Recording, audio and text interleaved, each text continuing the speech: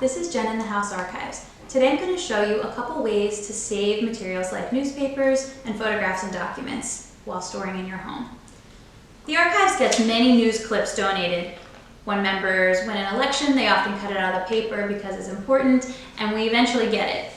However, newsprint is super acidic. You probably know this from your own experiences where you clip a newspaper article and store it in a book or next to another document. Inevitably, the other documents start to yellow from the acid breaking down in the paper. What we often do is photocopy on acid-free paper, or even simply scan and store on our computers the news article and discard the newspaper itself, since the information is more important than the actual paper. However, sometimes newspapers are from important historic events, and you might want to show them off again someday, in our case, in our museum. So we have a full newspaper here that is the first day of a military operation, which we might need to talk about.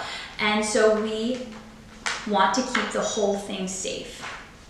The material we use is called Mylar.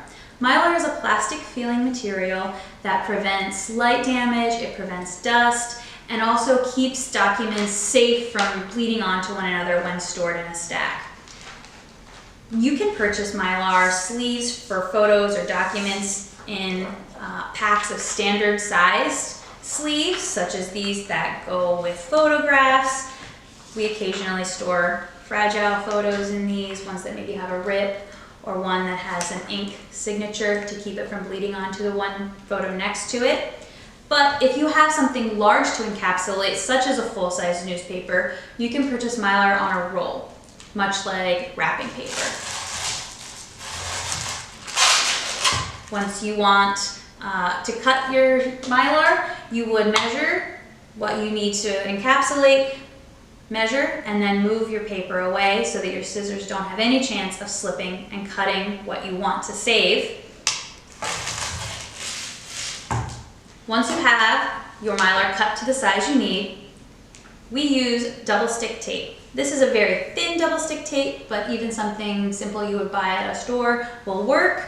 And put the tape along the edge, place the two sides together, and just be sure to not push your document or newspaper to the edge to touch the tape. For us, we often only encapsulate on two sides so that we can still remove the newspaper if we'd like. However, if it's something that you're going to be handling frequently, go ahead and put the tape around all four sides, and that way you have no fear of it slipping out as you move it around, and it will not tear. Thank you for listening.